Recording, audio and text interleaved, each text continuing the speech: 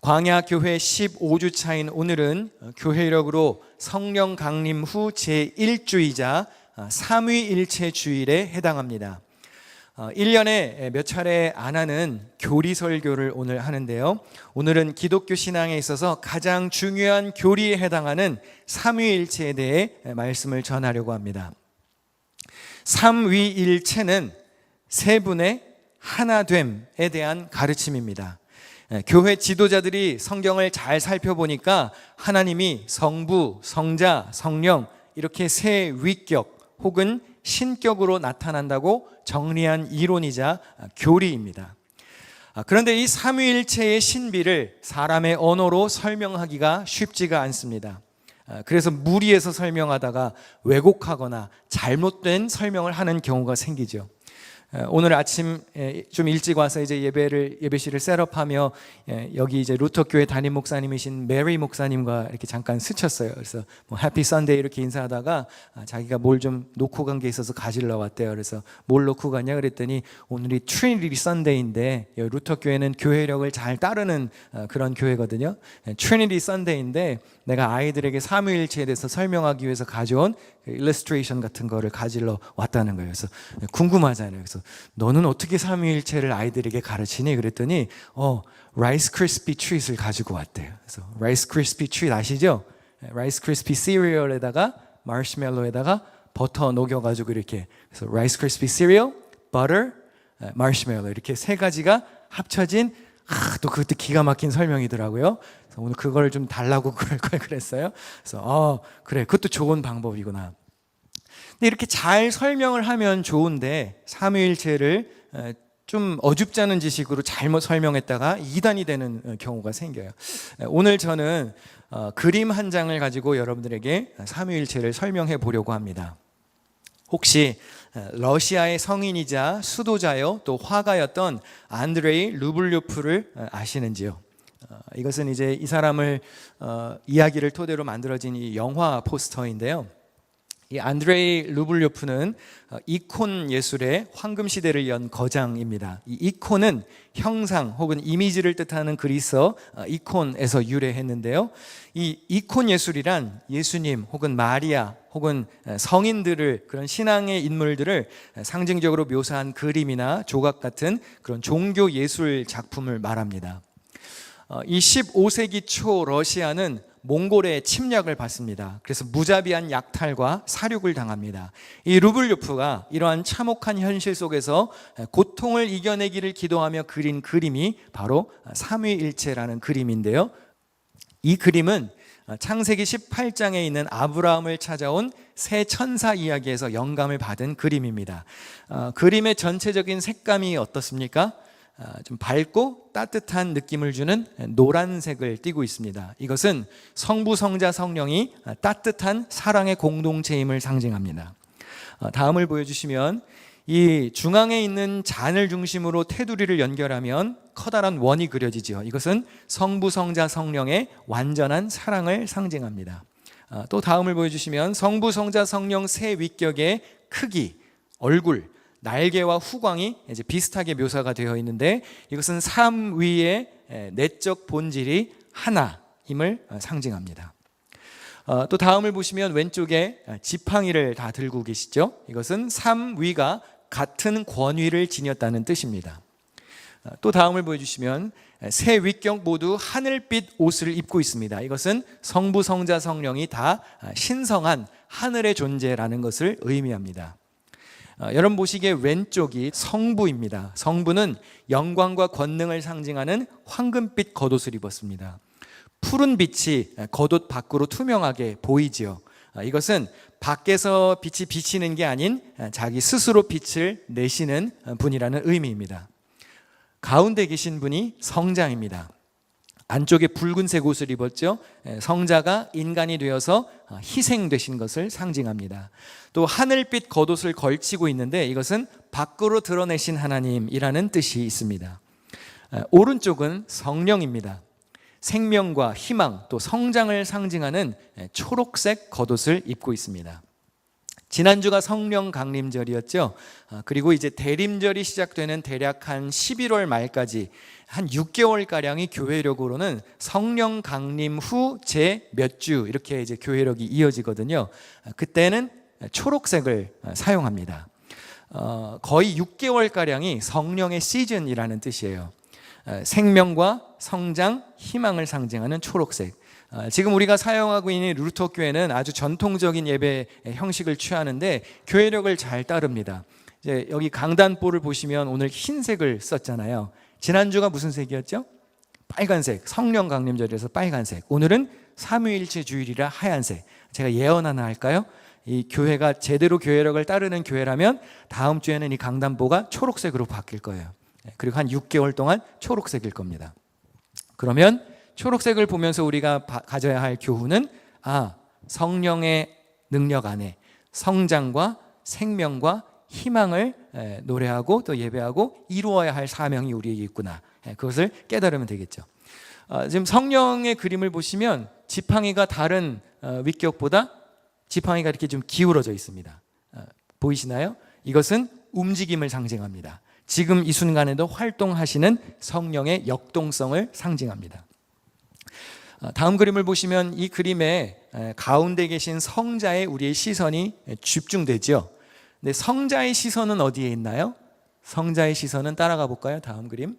성자는 성부를 바라보고 있고 또 다음 성부는 성령을 향해 있습니다. 이것은 성자를 통해 성부를 알게 되고 성부께서 성령을 통해서 교회를 이끄시는 인격적인 순환을 의미합니다. 다음을 보시면 이렇게 순환됨을 의미해요. 성자의 손 모양이 좀 흥미롭습니다. 다음을 보시면 이게 그리스도교의 전통적인 축복하는 손이에요. 자, 다음을 한번 볼까요? 자, 한번 해보시죠, 같이. 약지 손가락을 이렇게 엄지 손가락 이렇게 딱 하면 이게 축복하는 손이래요. 그러니까 어디 가서 너 죽을래 이런 거 하지 마시고 크리스찬들이 축복하는 손을 펼치시면 좋겠죠. 자, 다음을 이렇게 한번 하고 계시 보실까요? 자, 다음을 보시면 이 펴진 세 개의 손가락은 삼위일체를 상징하고요. 그 다음에 이렇게 엇갈린 손가락을 한번 자기가 이렇게 보셔요. 어떻게 되어 있죠? 십자가가 있죠. 이것은 그리스도의 인격과 신성을 나타냅니다. 또 다음을 보시면 그리스어로 예수 그리스도의 약자가 여기 알파벳이 여기 들어가 있어요. 한번 다음을 보실까요? 이렇게 예수 그리스도의 약자가 이 손 모양 안에 이렇게 들어가 있습니다. 자, 다음 그림을 한번 보실까요? 성부와 성령의 몸을 이렇게 선으로 연결하면 숨겨진 잔이 드러납니다. 그리고 그 잔 안에는 성자가 들어가 있죠. 이것은 성자가 인간의 구원을 위해 희생 제물이 되었음을 뜻합니다. 그리고 그리스도의 몸과 피를 나누는 성찬을 상징하기도 합니다. 성부는 성자를 향해서 축복의 손을 하고 있죠. 희생의 잔을 마셔야 하는 성자를 축복하고 격려합니다. 또 다음을 보시면 성령의 손은 어디를 향하고 있습니까? 식탁 아래의 사각형을 가리키는데요. 동서남북의 모든 창조된 세상을 뜻합니다. 그리고 하나님의 나라로 들어가는 좁은 문을 상징합니다. 또 다음을 보시면 성자를 기준으로 수직선을 긋고 성부와 성령을 수평선으로 만들면 십자가가 그려지죠. 이것은 십자가 없이는 구원도 없고 고통 없이는 영광도 없고 죽음 없이는 생명도 없음을 의미합니다. 이 그림의 가장 큰 특징은 다음을 보시면 원근법을 무시했다는 건데요. 가까운 건 크게 그리고 멀리 있는 건 작게 그리는 게 일반적인 원근법이죠. 그런데 이 발판을 자세히 보시면 가까이 있는 앞쪽보다 멀리 있는 뒤쪽 발을 더 크게 그렸습니다. 이것은 왜 그렇게 했을까요? 원근법을 뒤집었다는 것은 이 그림을 바라보는 독자의 시선이 아닌 이 그림 속에 계시는 성부, 성자, 성령의 시선으로 그림을 그렸다는 뜻이에요. 자, 그러면 무슨 교훈이 있습니까? 신앙생활하는 우리가 우리의 시선으로 보는 게 아니고 하나님이 바라보시는 관점에 나를 맞추어야 한다라는 대단한 교훈이 들어가 있습니다. 자, 이 그림으로 오늘 모든 설교의 핵심이 다 나왔습니다. 라이스 크리스피도 좋지만 이것도 굉장히 고급진 설명이죠? 네. 자, 삼위일체가 무엇인가요? 삼위일체는 성부, 성자, 성령이 하나가 되어 사랑의 공동체를 이루는 신비를 말합니다. 사실 셋이 하나가 된다는 것은 불가능한 일이죠. 그러나 삼위일체 하나님의 임재와 도움으로 우리는 나 자신을 비우고 또 서로를 채워가게 됩니다. 삼위일체는 하나님의 존재 방식이에요. 하나의 본질에 세 위격이 존재합니다. 성부, 성자, 성령. 그러니까 중요한 거예요. 본질이 하나가 아니어도 2단, 위격이 세 위격이 아니어도 2단이에요. 우리 하나님은 사랑의 하나님이십니다. 여러분 믿으십니까? 우리 요한 1서 4장 8절을 다 같이 한번 읽어보실까요? 시작. 사랑하지 아니하는 자는 하나님을 알지 못하나니 이는 하나님은 사랑이심이라. 네, 하나님이 사랑의 하나님이신데요, 사랑하면 자기 자신을 희생할 수 있습니다.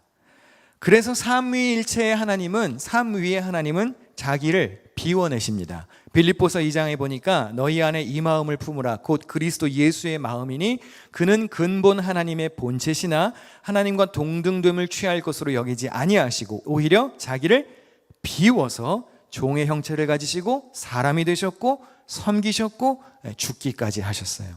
이게 하나님의 사랑의 마음입니다.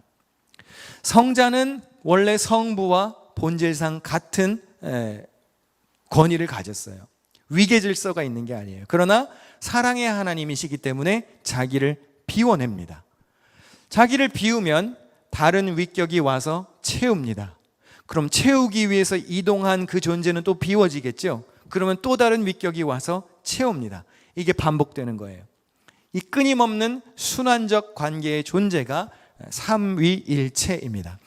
신학교에 가면 이걸 조금 더 어려운 용어로 페리코레시스라고 하는 헬라어로 설명을 하는데요, 상호 내주 혹은 상호 침투라는 의미가 있어요. 서로가 같이 비워지고 채워지고 비워지고 채워지기를 순환하면서 같이 존재한다는 의미입니다. 이 삼위일체를 제가 전에도 몇 차례 설교는 했는데요, 삼위일체를 잘못 설명하시는 분들이 계세요. 근데 목사님들도 잘못 설명하시는 분들을 제가 많이 봤어요, 설교 중에. 그러니까 죄송하지만 그분은 신학 공부를 다시 하셔야 돼요. 이거는 어떤 교단을 말하는 게 아니에요. 특정 교파에서 가르치는 게 아니고 정통 개신교 신학을 제대로 공부했다면 이렇게 설명하면 안 되는 설명들이 있어요. 제가 세 가지를 설명을 해드릴 건데 혹시 여러분들이 지금까지 삼위일체를 그렇게 설명하고 계셨다면 다음 주부터는 그렇게 하지 마시고 달리 하시기를 바랍니다. 삼위일체를 잘못 설명하는 첫 번째, 삼신론이에요. 다음 화면을 보실까요? 성부, 성자, 성령이 그냥 구분되어 있다는 거죠. Three Musketeers처럼, 삼총사처럼. 이렇게 되면은 다음, 아닙니다. 우리는 세 신을 섬기는 게 아니에요. 삼위가 일체하는 유일한 하나님을 우리는 섬깁니다. 두 번째 잘못된 설명, 종속론이에요. 위기 질서가 있다는 거예요. 예를 들면 다음을 보실까요? 성부가 제일 파워가 세. 성자, 성령은 하수요. 그런가요? 아니에요. 아까 보셨죠? 그는 근본 하나님과 동등한 본체세요. 위계 질서 있는 거 아닙니다. 세 번째, 제일 많이 잘못 설명하고 오해하는 거, 양태론이에요. 다음을 보실까요?